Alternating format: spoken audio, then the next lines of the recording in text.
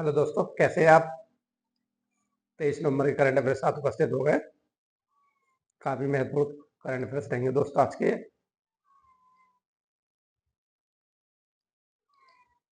इंदिरा गांधी शांति पुरस्कार इंदिरा गांधी शांति पुरस्कार 2024 में डेनियल बरेन बोइम और अली अब्बू उब्बाद को संयुक्त रूप से सम्मानित किया गया है। इनमें से डेनियल बरेन बोइम का संबंध किस क्षेत्र से है? ये याद सही है, संगीत क्षेत्र से। इंदिरा गांधी शांति पुरस्कार 2023 में डेनियल बरेन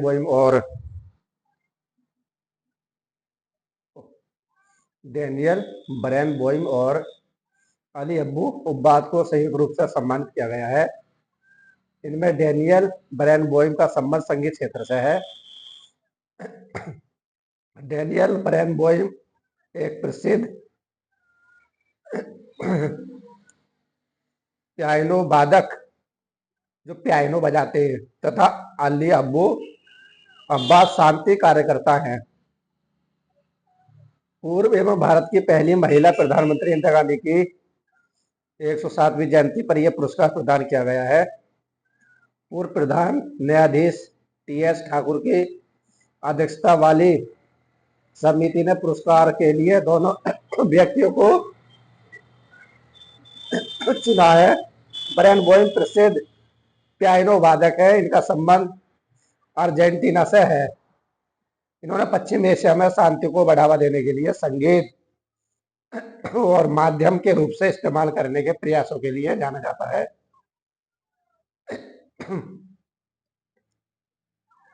अली अब्बू उब्बाद एक फिलिस्तीनी शांति कार्यकर्ता है। इन्होंने शांति प्रयासों के लिए गांधीवादी सिद्धांतों का सहारा लिया है। दोनों पुरस्कार विजेताओं ने मिलकर संगीत, वार्ता व सामुदायिक आंदोलन के साथ साथ अहिंसक माध्यमों से इजराइल व फिलिस्तीनियों के बीच समझबूझ व सहयोग बढ़ाने के लिए जीवन संप्रेरित कर दिया है इन्होंने अपना। और जान लेते इसके बारे में। इंदिरा गांधी शांति पुरस्कार की जो स्थापना हुई है 1986 में हुई थी। ये पुरस्कार इंदिरा गांधी मेमोरियल ट्रस्ट द्वारा प्रत्येक वर्ष प्रदान किया जाता है। इसमें 25 लाख रुपए की राशि और प्रशिष्ट पात्र प्रदान किया जाता है। 19 नवंबर को यह पुरस्कार प्रत्येक वर्ष प्रदान किया जाता है।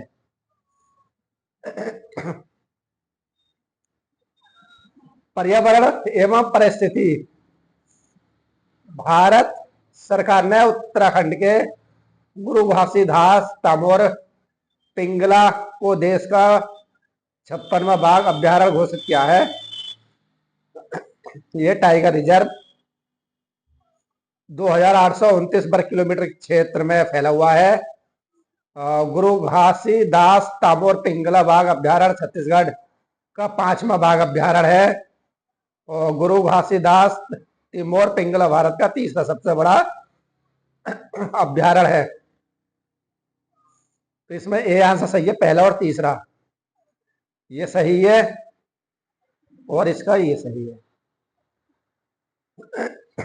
अब इसकी बात कर लेते हैं। ये भारत के उत्तराखंड के गुरु घासीदास तमोर पिंगला को देश का 56वां बाघ अभ्यारण्य घोषित किया गया है।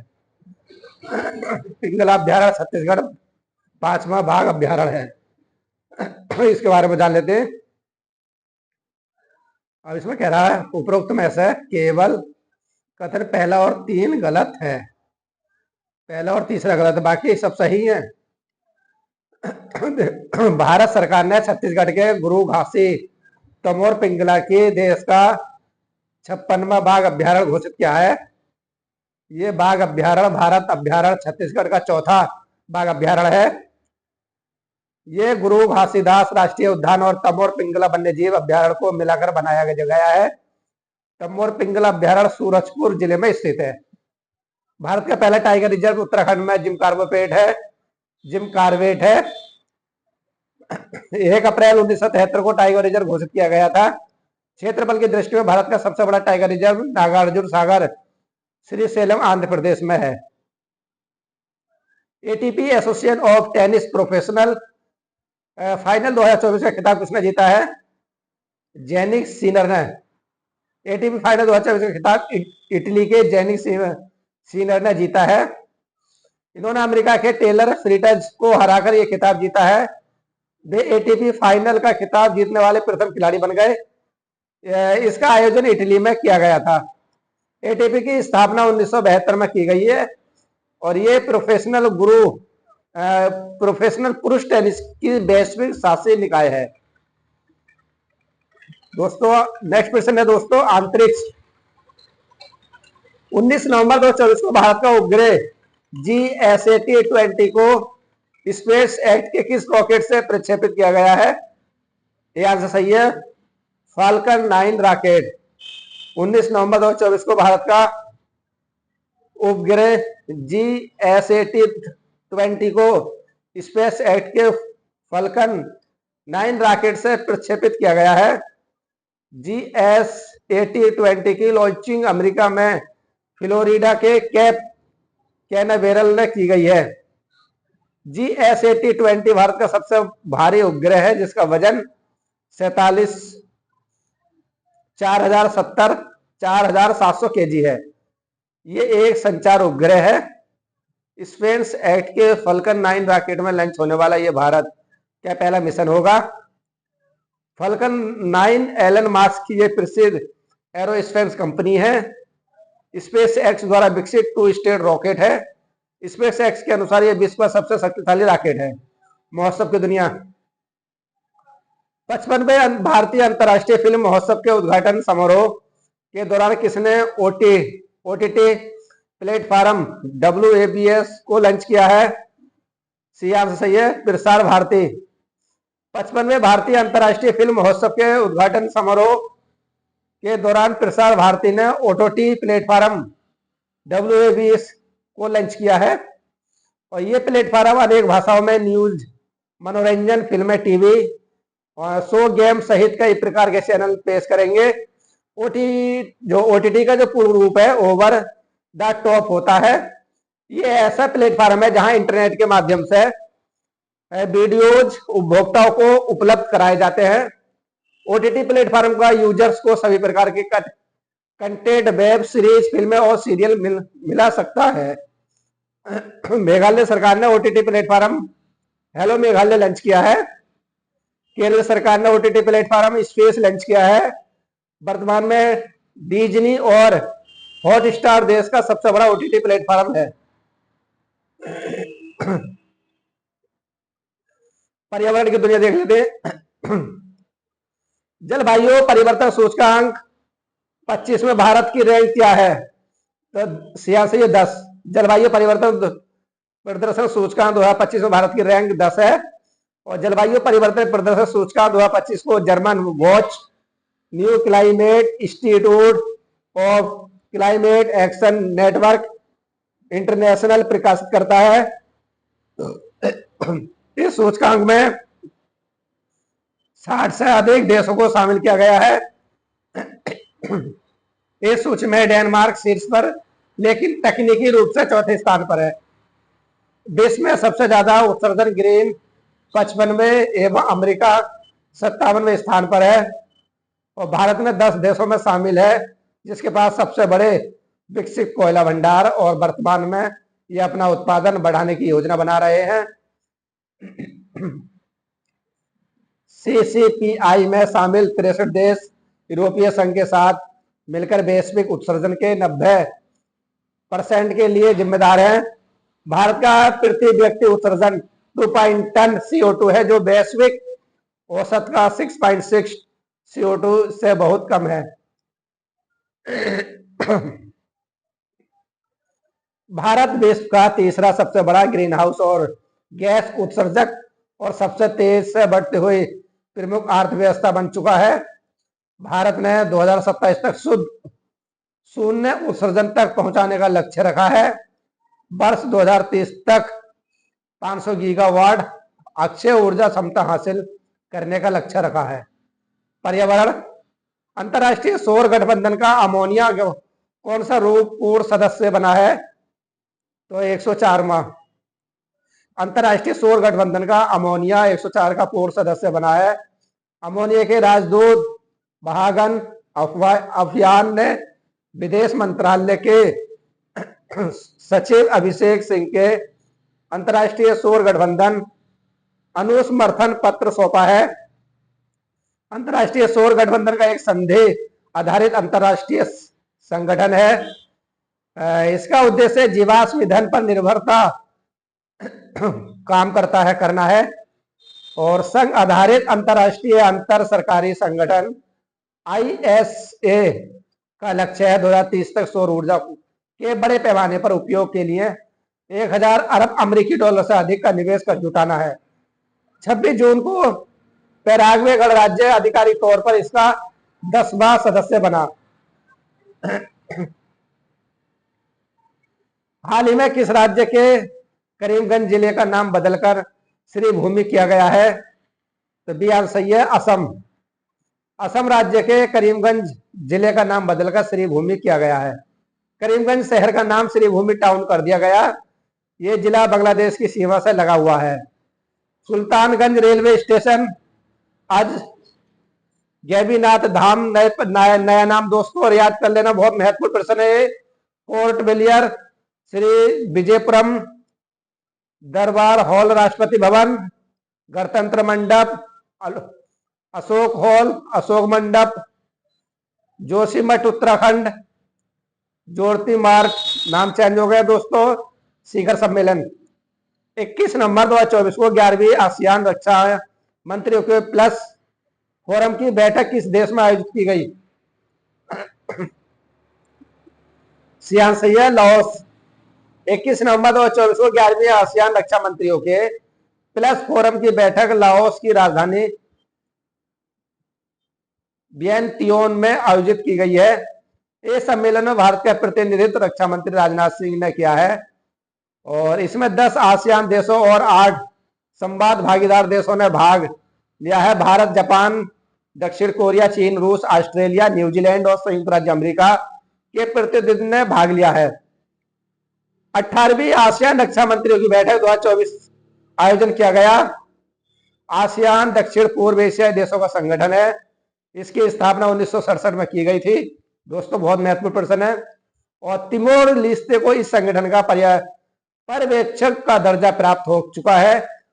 आसियान का जो मुख्यालय जकार्ता इंडोनेशिया में है और आसियान के जो सदस्य देशों के नाम इस प्रकार है, देख लेते हैं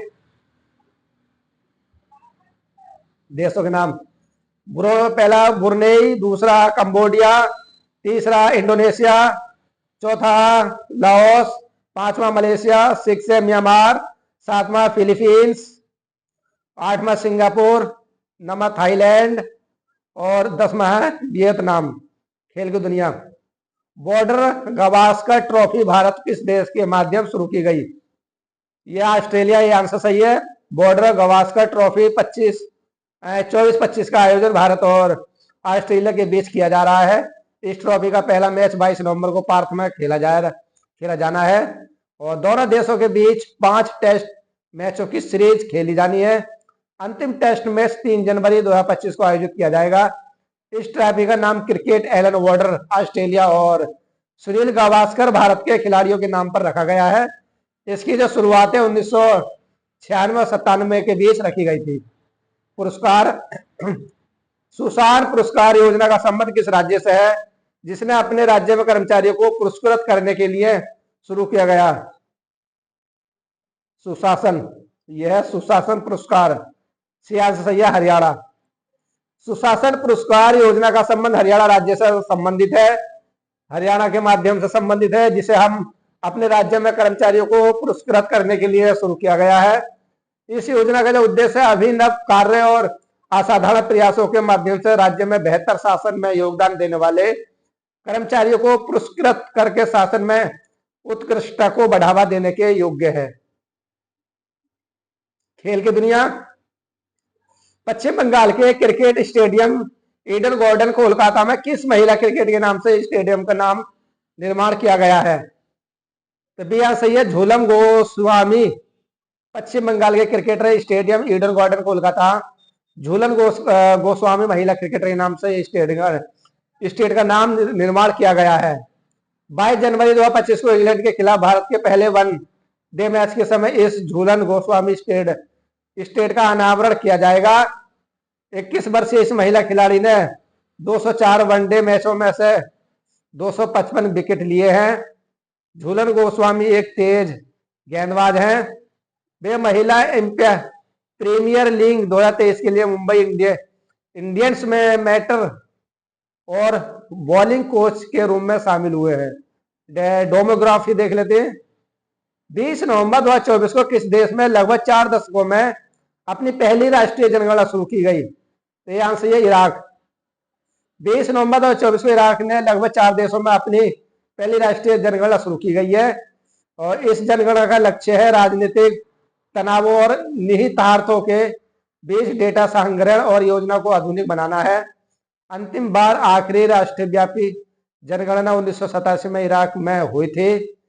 इसके बाद 1997 में जनगणना हुई जिसमें कुछ क्षुद्र क्षेत्रों को शामिल नहीं किया गया है और इराक की जो राजधानी है बगदाद है जो टिग्रिस नदी के किनारे स्थित है। यहाँ की जो मुद्रा इराकी दिनार है और वर्तमान में यहाँ के जो राष्ट्रपति अब्दुल लतीफ रशीद है। आपदा। हाल ही में दक्षिण अफ्रीका देश इक्वाडोर में किसकी कमी के कारण देश में आपातकालीन की घोषणा की गई है? तो पानी की कमी से। यह सही है दोस्तों, पानी की कमी से दोस्तों। और हमारे भारत में भी ये दिक्कत है।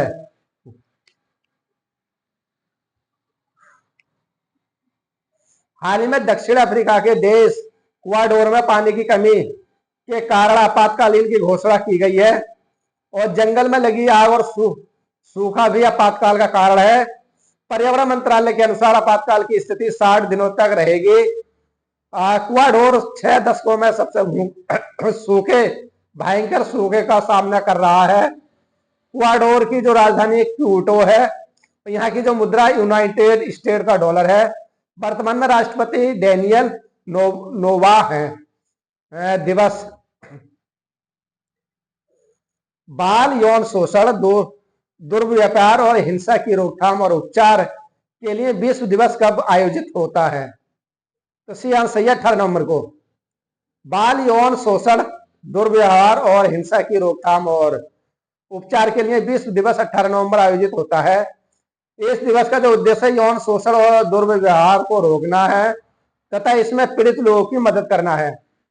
21 नवंबर 2022 को संयुक्त राष्ट्र महासभा ने इस दिवस को मनाने की मंजूरी दी है। इस दिवस के लिए प्रस्ताव नाइजीरिया और सियरा लियोन ने रखा था तथा इसका 110 से अधिक देशों से समर्थन किया गया था। दोस्तों ये प्रश्न आपके करंट कंप्लीट हो गया। जीएस में देख लेते हैं। 15 दमदार प्रश्न है दोस्तों। बाल की इकाई क्या है? तो बी आंसर इसमें यह kgm²-2 है। देखिए बाल की एसआई इकाई kgm² है। बाल की मात्रा द्रव्यमान m और त्वरण ए से संदेश गुणनफल द्वारा व्यक्त की जाती है जो F बराबर ma। प्लास्टर ऑफ पेरिस के बारे में निम्नलिखित में से कौन सा कथन सत्य नहीं है? सत्य नहीं है। प्लास्टर ऑफ पेरिस सफेद होता है, सही बात है। प्लास्टर ऑफ पेरिस का उपयोग हड्डी टूटने की मरम्मत के लिए किया जाता है, सही बात है। प्लास्टर ऑफ पेरिस का उपयोग सजावटी डिजाइन बनाने के लिए किया जाता है। B option plaster of Paris पानी में गीले करने नहीं बदला जा सकता, तो बी आंसर इसमें नहीं है। बी उत्तर सही है। प्लास्टर ऑफ पेरिस पानी में गीला करने पर नहीं बदलता, सत्य नहीं है क्योंकि प्लास्टर ऑफ पेरिस एक सफेद पाउडर है। पानी के साथ मिलाने पर यह जिम्स में बदल जाता है। निम्नलिखित में से कौन सा मुख्य महिला सेक्स हार्मोन है? तो सी आंसर है एस्ट्रोन। सी आंसर है एस्ट्रोजन। एस्ट्रोजन मुख्य महिला सेक्स हार्मोन है। ये प्रजनन प्रणाली और महिला विशेषताओं जैसे स्तन और जघन बालों दोनों को विकसित और बनाए रखने में मदद करता है। 400 मीटर की दौड़ में भाग लेने के बाद आपको ऐंठन होती है। कौन सा विकल्प इसका कारण सबसे अच्छी तरह से बताता है? ऑक्सीजन की कमी और पाइरूवेट ग्लूकोज में परिवर्तन हो जाता है। ऑक्सीजन की कमी और पाइरूवेट इथेनॉल में परिवर्तन हो जाता है। सी ऑप्शन कह रहा है पर्यावरण ऑक्सीजन और पाइरूवेट लैक्टिक एसिड में परिवर्तन हो जाता है। डी ऑप्शन है ऑक्सीजन की कमी और पाइरूवेट लैक्टिक एसिड में बदल जाता है, तो डी आंसर इसमें सही है। 400 मीटर की दौड़ में भाग लेने के बाद एथन ऑक्सीजन की कमी और पाइरूवेट लैक्टिक एसिड में परिवर्तन होने के कारण होता है। बाणभट्ट किस राजा के दरबारी कवि थे, तो बी आंसर सही है इसमें, हर्षवर्धन। बाणभट्ट 7वीं शताब्दी के संस्कृत गत लेखक और राजा हर्षवर्धन के दरबारी कवि थे। हर्षचरित बाणभट्ट द्वारा रचित भारतीय सम्राट हर्ष की जीवनी है। वीर नरसिम्हा प्राचीन भारत में निम्नलिखित में से किस राजवंश के शासक थे, तो ए आंसर इसमें सही है, तुलुवा के। वीर नरसिंह विजयनगर साम्राज्य के तहत तुलुवा राजवंश के पहले शासक थे, जिन्होंने 1505 से 1519 तक शासन किया। 20वीं शताब्दी के पहले दशक के दौरान किस स्थान को भारतीय राष्ट्रवाद का केंद्र माना जाता है, तो ये आंसर सही है, बंगाल। ये आंसर सही है। 20वीं शताब्दी के पहले दशक के दौरान बंगाल आधुनिक सांस्कृतिक, बौद्धिक और वैज्ञानिक गतिविधियां, राजनीतिक और शिक्षा का केंद्र बन गया और इसे भारतीय राष्ट्रवाद का केंद्र माना गया है। भारत में शिक्षा की प्रगति की समीक्षा के लिए विलियम हंटर आयोग का गठन किस वर्ष किया गया था, तो ये आंसर सही है, 1882 में। 1882 के हंटर आयोग की अध्यक्षता में विलियम हंटर ने इस आयोग की नियुक्ति वायसराय लॉर्ड रिपन ने की थी 1880 से और 1884 के बीच में। 1882 से 82 में वुड्स डिस्पेच और 1854 के गैर कार्यान्वित होने की शिकायतों की जांच करने के उद्देश्य से रखे गए थे। भारतीय आधुनिक शिक्षा विकास से प्रश्न लिया गया है और ये यूजीसी नेट की परीक्षा में बहुत प्रश्न पूछा जाता है। भारतीय संविधान के किस अनुच्छेद के तहत वार्षिक वित्तीय वितरण तैयार किया जाता है, तो इसमें डी आंसर सही, अनुच्छेद 112। अनुच्छेद प्रावधान देख लेते हैं। 123 सर्वोच्च न्यायालय की सीट है। 140 में सर्वोच्च न्यायालय की सहायता शक्ति। 121 में सीटों का खाली होना, कोई भी व्यक्ति संसद के दोनों सदनों का सदस्य नहीं होगा। और 112 में वार्षिक वित्तीय विवरण। राष्ट्रपति का 5 वर्ष का कार्यकाल निम्नलिखित तिथियों से गणना किया जाता है, तो सी आंसर इसमें सही है, जिस दिन वह कार्यभार ग्रहण करता है। भारतीय संविधान के अनुच्छेद 56(1) में प्रावधान है कि राष्ट्रपति अपने पदभार ग्रहण करने और कार्यभार ग्रहण करने के तिथि से 5 वर्ष की अवधि के लिए पद ग्रहण करेगा। कुद्र लोग एक जातीय समुदाय से संबंधित है, वे किस देश से संबंधित रहने वाले थे, तो इसमें ये आंसर सही है, इराक से। कुद्र लोग एक जातीय समूह है जिसकी उत्पत्ति मध्य पूर्व में हुई है। कुद्र मेसोपोटामिया के मैदानों और दक्षिण पूर्व तुर्की, उत्तर पूर्वी सीरिया, उत्तरी इराक, पश्चिमी ईरान और दक्षिण पूर्वी आर्मेनिया के उच्च भूमि के स्वदेशी लोगों में से एक है। निम्नलिखित में से कौन सा क्षेत्रीय विवाद भारत और नेपाल के बीच चल रहा है,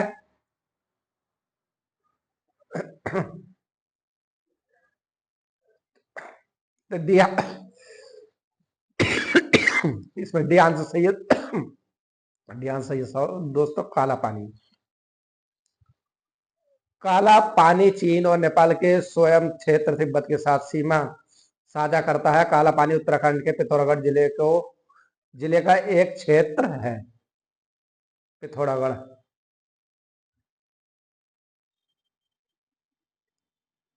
बड़े बांधों के किस पहलू की आलोचना नहीं की गई थी, तो ये आंसर सही है, मनोवैज्ञानिक। बड़े बांधों की सामाजिक, पर्यावरण और आर्थिक पहलुओं पर आलोचना की जाती है, लेकिन मनोवैज्ञानिक आधार पर उनकी आलोचना नहीं की जाती। संतुलन राष्ट्रीय आय तब होती है जब कुल आपूर्ति होती है, तो डी आंसर इसमें सही है, कुल मांग